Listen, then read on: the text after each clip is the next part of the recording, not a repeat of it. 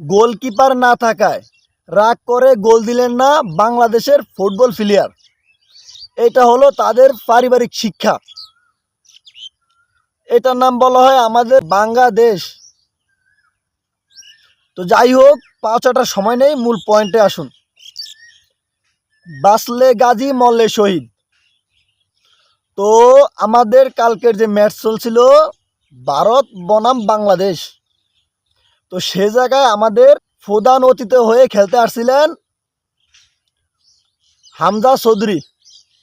তো কালকে আমার মনে হয় না যে হামজা চৌধুরী যে পরিমাণ খেলছে, যে পরিমাণ চেষ্টা করছে, একজন ডিফেন্ডার পুরা মাঠটা পরিচালনা করছিল, পুরা মাঠটা কন্ট্রোল করছিল। হ্যাঁ, পাশাপাশি ডিফেন্ডার হয়ে কাজ করছিল। তো সে জায়গায় একজন ডিফেন্ডার এতগুলা গোলের সুযোগ করে দেওয়ার পরে দিয়েও আপনারা গোল দিতে পারেন না, কারণ বারে গোলকিপার না থাকার কারণে আপনাদের রাগ বেড়ে গেছে। ওই কারণে আপনারা গোল দেন নাই। এটা হলো যে আপনাদের পরিবারের শিক্ষা। তো যাই হোক, পাওচাটার সময় নেই, মূল পয়েন্টে আসুন। কালকে আপনারা আমাদের বাংলাদেশের খেলা চাইছেন। বাংলাদেশে যেভাবে খেলা খেলছিল, আমার মনে হয় না যে বলগুলো যে ঠিকমতো পাস করে দিবে, একজনের কাছে আরেকজনের যে বলটা পাস করে দিবে, ওই পাসটা পর্যন্ত পারে নাই। আপনার কাছে একটা বল দিলে আপনি যে বলটা আপনার পায়ে রাখবেন, ওই বলটা পর্যন্ত ওরা পায়ে রাখতে পারে না। হামজা যে কটা বল হামজার কাছে আসছিল, হামজা সেকেন্ডের মাথায় বলটারে ক্যারি করে বলটাকে পাস করে দিয়ে দিছে, কিন্তু তারা পাস করে রাখতে পারে নাই। তারা ইন্ডিয়ার সাথে খেলতে গেছে। আমার মনে হয় না যে হামজা যদি কালকে থাকতো, আর হামজা যদি কালকে না থাকতো, তাহলে আমার মনে হয় যে তারা কালকে 2-3 রান গেল অবশ্যই খেয়ে আসতো ভারতের কাছ থেকে। আমাদের হামজা চৌধুরী থাকার কারণে মোটামুটি ম্যাচটারে ড্র করছে লেভেল। তো যাই হোক, এখানে পাঁচটার সময় নেই, মূল পয়েন্টে আসুন। কারণ আমাদের হামজা চৌধুরী যখন দেখছে যে তারা ইজি গোলগুলো খালি মিস করতেছে, তখন হামজা চৌধুরী যে বলতেছে, কিরে আমি কোন পাগলের দলে পড়লাম, আমার তো সব শেষ, আমার তো যে বিমান ভাড়া দিয়ে আসছি এ জায়গায়, খরচটাই মানে আমার ব্যর্থ গেছে। বার্সেলোনার খেলা ছেড়ে দিয়ে বাংলাদেশের হাল ধরতে আসছিল হামজা চৌধুরী। সে জায়গায় কালকের যে ম্যাচটা ছিল, বাংলাদেশের যে প্লেয়ার ঠিক মতন যে বলগুলো পাস করে দিবে, ঠিক মতন বলগুলো যে টাইমিং করবে, সেটা পর্যন্ত পারে নাই। তারা নাকি খেলোয়াড়।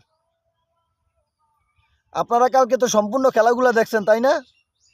যে খেলাগুলা খেলছিল, হামজা চৌধুরী যে বলগুলো বানিয়ে দিতেছে, সেগুলো তারা কাজ করতে পারতেছে না। যে হামজা চৌধুরী যে বলগুলো বানিয়ে দিবে, তারা সেটাও পারতেছে না।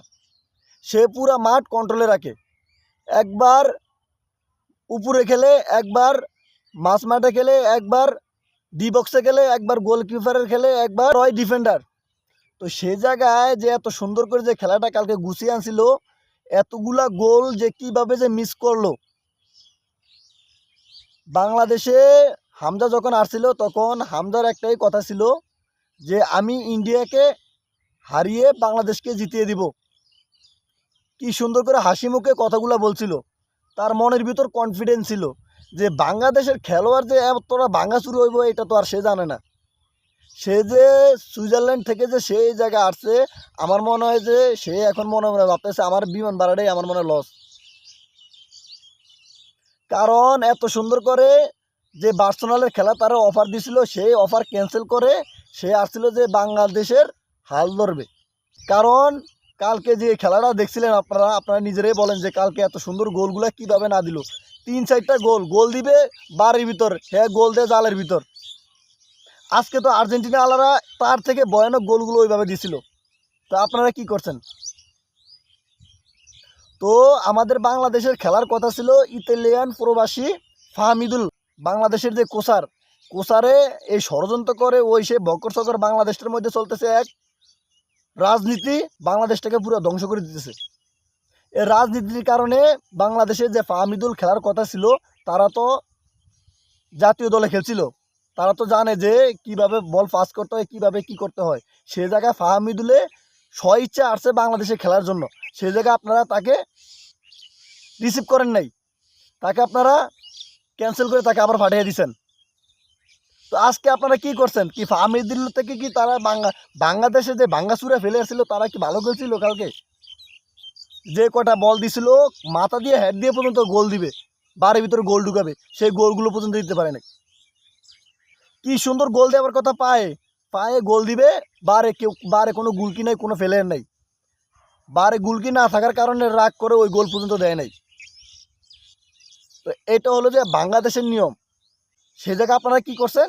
সে জায়গায় আপনারা গোলগুলো, এত সুন্দর সুন্দর গোল 12 সেকেন্ডের মাথায়, 12 মিনিটের মাথায়, 25 মিনিটের মধ্যে আপনারা যেভাবে আক্রমণগুলো করছিলেন, ইন্ডিয়ার এখনও ফেলিয়ারটা বলতে আছে যে আমরা কোনো আক্রমণ করি নাই, তারা যেভাবে আক্রমণ করছে তারা কোনো গোলই দিতে পারে নাই। তাহলে আপনারা কেমন তোরা ভাঙ্গাচুরা খেলোয়াড় হইলেন? আপনারা ঠিক মতন গোলগুলো পাস করে দিতে পারেন না, ঠিক মতো বলগুলো দিতে পারেন না, ঠিক মতো হেডশটগুলো দিতে পারেন না।